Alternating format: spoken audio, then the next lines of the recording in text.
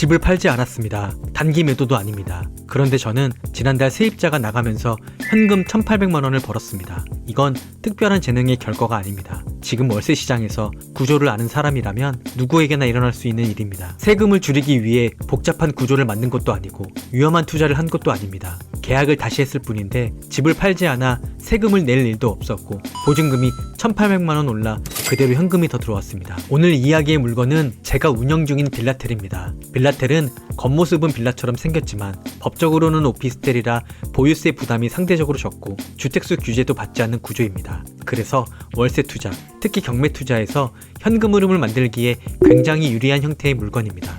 처음 임대 조건은 보증금 3,000만 원, 월세 110만 원이었습니다. 경매로 낙찰받았고 경락잔금 대출을 활용해 실제로 제 돈은 170만 원 정도만 들어갔습니다.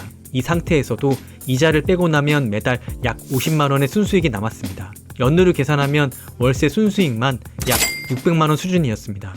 계약 후 약 1년이 지나 기존 세입자가 개인 사정으로 중도 퇴실을 요청했습니다. 이 장면에서 대부분의 사람들은 불안해집니다. 보증금을 돌려줘야 하고 공실이 생길까 걱정되고 다시 세입자를 구해야 한다는 생각이 먼저 듭니다. 기존 세입자가 나간 뒤 일주일 만에 새로운 임차인을 구했습니다. 조건은 이렇게 바뀌었습니다. 보증금 4,800만 원, 월세는 110만 원입니다. 월세는 그대로였고 보증금만 1,800만 원 올라갔습니다. 다시 강조하지만 집을 판 게 아닙니다. 그래서 세금이 생길 이유도 없었습니다. 계약을 다시 했을 뿐인데 현금이 1,800만 원이 더 들어온 겁니다. 이 판단이 제 개인적인 감이나 운이 아니라는 점을 보여드리고 싶었습니다. 그래서 계약을 마치고 이번 임대차 계약을 직접 진행해주신 부동산 사장님께 요즘 이 동네 시장이 실제로 어떻게 움직이고 있는지, 특히 전세와 월세가 어떤 차이를 보이고 있는지 현장에서 바로 질문을 드렸습니다. 세입자가 중도 퇴실했을 때 다시 세입자 구하는데 보통 어느 정도 걸려요? 뭐 전세나 월세 기준으로 따진다면요? 보통 우리는 임대인들한테도 얘기를 할 때도 보통 3개월이라고 얘기를 하는데 월세 같은 경우에는 금액만 잘 맞으면 2달 안에는 충분히 가능하고 전세는 보통 평균 3개월 정도 시간이 걸려요. 대부분 반전세 위주가 많기 때문에 요즘은 퇴거하면서 동시에 맞출 수 있어요. 날짜를 협의해가지고. 수요는 생각보다 비아파트라 하더라도 수요는 계속 많이 있는 편이에요? 많이 많죠. 왜냐면 현실적으로 아파트 가는 청년들이나 신혼부부나 그 다음에 돈이 별로 없는 우리 일반 서민들이 굉장히 많습니다. 그래서 제가 느끼기에는 아직도 비아파트, 오피스텔, 빌라, 전월세 시장은 상당히 아직까지는 많습니다. 수요가. 근데 어떻게 보면 공급이 못 따라오는 거죠. 요즘은 신축 빌라나 그 다음 신축 오피스텔을 거의 안 짓는단 말이에요. 맞아요. 여기서 숫자를 다시 한번 정리해 보겠습니다. 이 물건에서 1년 월세 순수익은 600만 원입니다. 그리고 이번에 계약을 다시 하면서 늘어난 보증금 1,800만 원이 더해집니다. 결국 팔지 않고 보유만 했을 뿐인데 1년 동안 2,400만 원이라는 현금이 만들어진 셈입니다. 경기도에 있는 빌라텔 한 채를 경매로 낙찰받고 다시 임대차 계약을 맺는 이 지극히 평범한 과정이 매달 들어오는 현금 흐름과 목돈이라는 추가 수익을 동시에 완성해준 결과입니다. 이런 결과가 나온 이유는 개인적인 운이 아니라 시장 구조 때문입니다.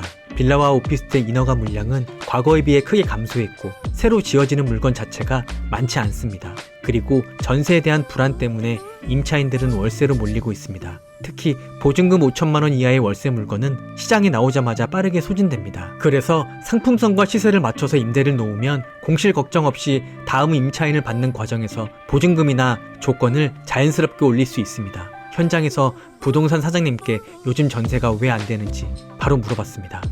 사장님, 요즘 이 동네에서 네. 빌라나 오피스텔 기준으로 전세랑 월세 중에 실제로 어떤 문의가 더 많아요? 전세 문의가 많기는 한데 전세가 매물이 없습니다. 매물이 없는 건 왜 없는 거예요? 일단 그 대부분들 아시겠지만 보증보험이 돼야 되는 상황이잖아요. 물건지가. 그래서 보증보험을 하다 보니 문제가 돼 있는 건물들도 워낙 지금 많고 그다음에 반환을 못하는 임대인도 많고 또 보증보험이 안 돼서 지금 물건이 멈춰 있는 경우도 많아서 매물이 전세는 거의 씨가 말랐다고 볼 수 있죠. 제게 수업을 문의하시는 분들 중에는 3천만 원에서 5천만 원 정도의 시드로 첫 투자를 준비하시는 분들도 많습니다. 그분들에겐 그 돈이 여유 자금이 아니라 사실상 전 재산에 가까운 경우가 많습니다. 그래서 실패라는 선택지가 없다는 걸 저는 잘 알고 있습니다. 저 역시 처음부터 여유 있게 시작한 사람은 아니었습니다. 지금은 강남에 집 2채를 포함해 여러 채의 부동산을 운영하고 있지만 처음에는 가진 돈이 없어 마이너스 통장으로 투자를 시작했습니다.